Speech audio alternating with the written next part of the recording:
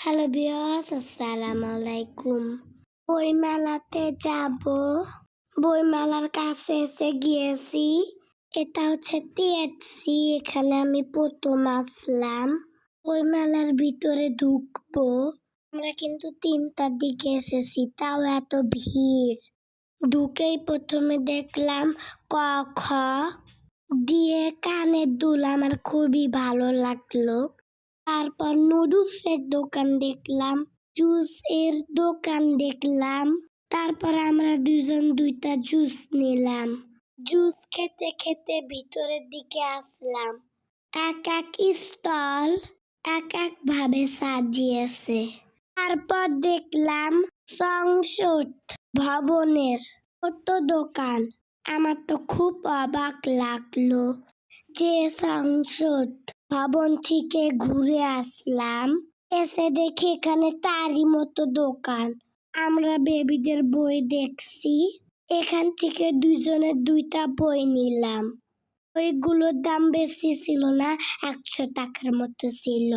সব স্টলেই বেবিদের বই 100 থেকে 400 টাকার মতো ছিল। মোটামুটি সব স্টলে ঘুরেছি। তারপর একটা চ্যানেলের লোক আমাকে কিছু প্রশ্ন জিজ্ঞাসা করলো। তারপর আবার বই দেখা শুরু করলাম। আমি তো সেভাবে বই পড়তে পারি না, শুধু ড্রয়িং বইগুলোই বেশি দেখছিলাম। হাঁটতে হাঁটতে খুবই অবস্থা খারাপ, অনেক টায়ার্ড লাগছিল। যত সময় যাচ্ছে তত মানুষ বেড়েই যাচ্ছে। এটা আমার লাইফে প্রথম বইমেলাতে আসা। কিছু কিছু স্টলে বইগুলো 20% বা 25% ছাড়ে দিচ্ছে। বইমেলাটা শরৎদি উদ্যানে হচ্ছে। এই শরৎদি উদ্যান সম্পর্কে শুধু বইতে পড়েছি, আজকে এখানে এসে সরাসরি দেখলাম।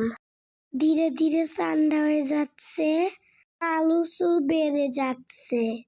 যেহেতু সন্ধ্যা হয়ে যাচ্ছে, তাই আমরা একটু পরে বের হয়ে যাব।